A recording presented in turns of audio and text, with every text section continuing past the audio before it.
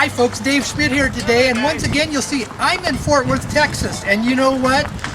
It's 70 degrees in Sedona, Arizona today, but 33 here in Fort Worth, so it's a cold day. But you know what? You're seeing the cattle going on behind me, and there's a lot of wonderful bulls out there. But you know what? If you've been reading a lot on the Dinar blog sites recently, there's a lot of bull going on there as well.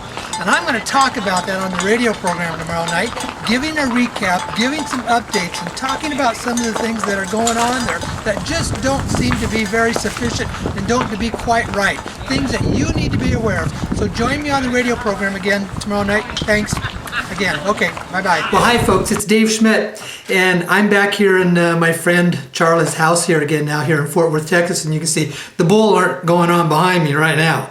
But let me tell you what I want to share with you on this video, and I'll be talking about it again tomorrow on the radio program, is in the last 3 weeks, I've had about a 35 to 40% increase in my newsletter list. So there's a lot of you that are coming that are kind of new. You haven't been a part of this before. So I just want to share a few things with you. I usually like to do the newsletters more on video than in writing. You get to have a better perspective of what I'm saying and what I'm sharing with you. And the newsletters that I bring out on a weekly basis are always going to tie in with the radio program that I do on Wednesday nights. Wednesday nights, the radio programs are at 6 p.m. Pacific time, 9 p.m. Eastern time. They're always live, but you can listen to those programs anytime archived by going to my website, thesedonaconnection.com. You'll always see them there, and it'll take you over to the link with Blog Talk Radio. Well, what's been happening? I said, well, there's kind of some bull that's going on out there. Well, once again, we're beginning to see a lot of the blog writers are making a lot of predictions, a lot of forecasts, and the things just don't seem to turn out.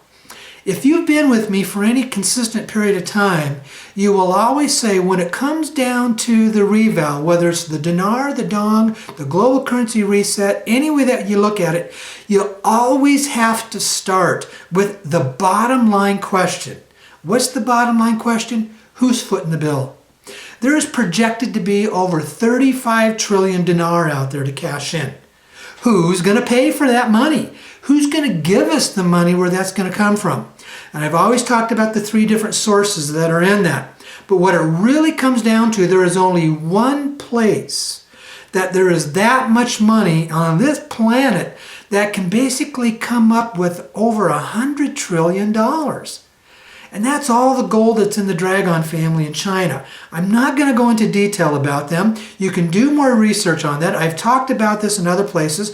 You know, one of the best places to know about it is the writing of David Wilcock on his DivineCosmos.com website, and you'll find his PDF book called Financial Tyranny. That's even been turned into a movie in Russia. It's become so strong.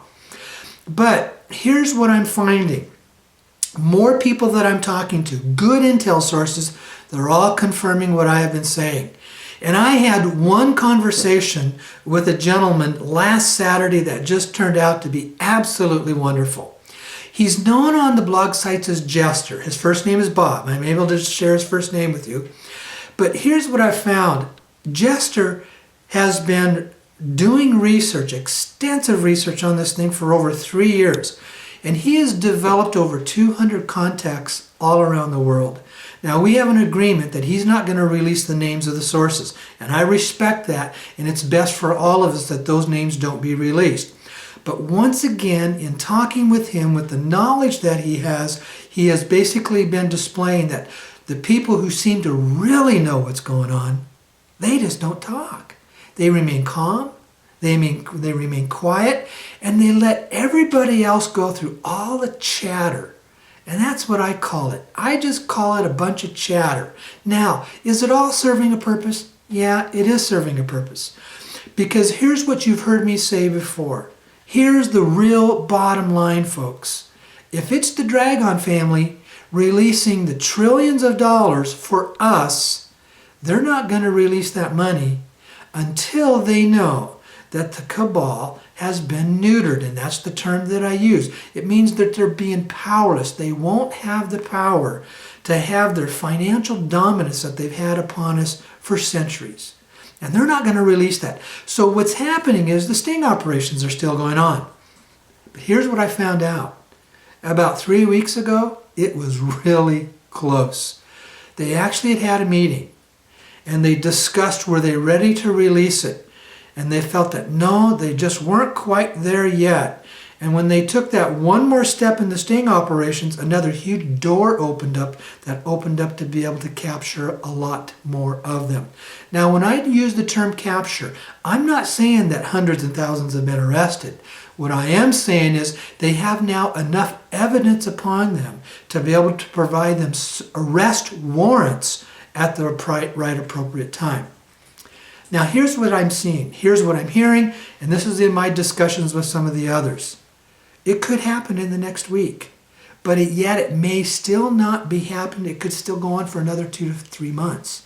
We just don't know. I can't give you those details, so it's an issue of staying tuned, staying in touch, and preparing yourself for Who Wants to Be a Millionaire.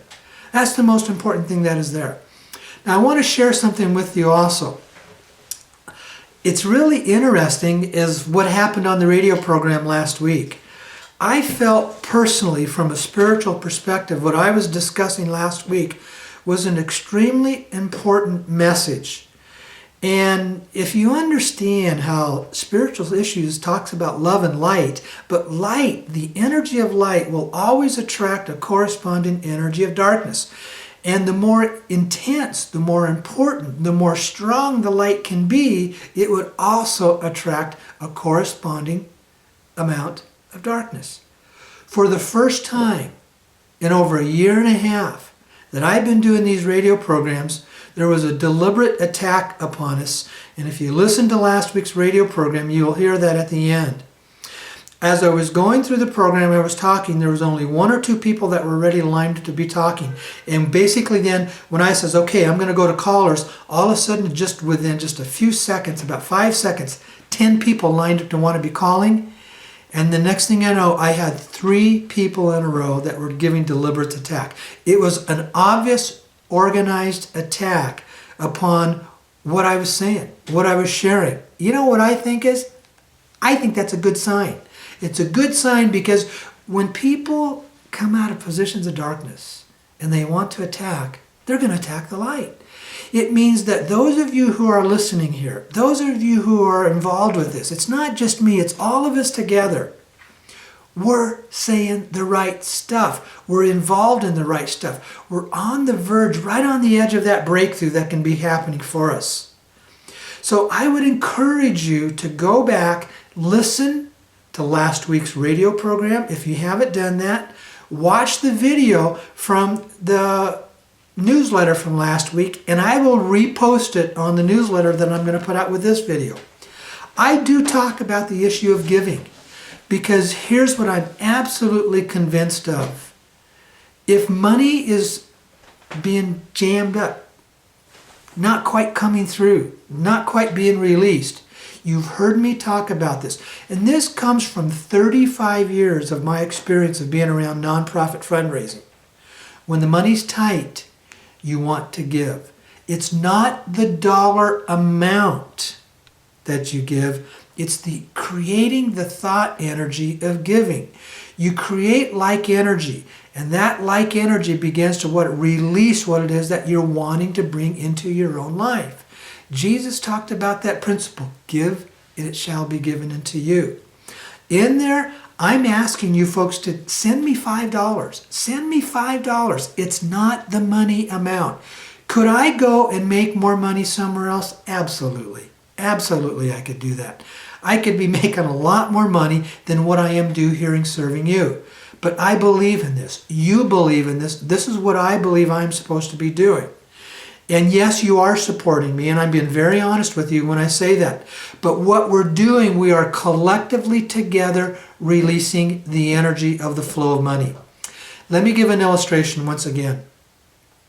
When the Israelites were in the process of being ready to be freed from the Egyptians, and this is the illustration that comes out of with Moses, freeing the Israelites there in the book of Exodus in the Bible. When they were getting ready to leave Egypt and crossed the Red Sea to the place of freedom and wealth, one day they were in poverty and they were slaves. And then all of a sudden it says within they found favor with the Egyptian people, and they were told, go and ask the Egyptians for their wealth. And the Egyptians poured upon them their gold, their silver, and their clothing. But sometimes when we read through that, we don't stop to really look at the logistics of what took place there.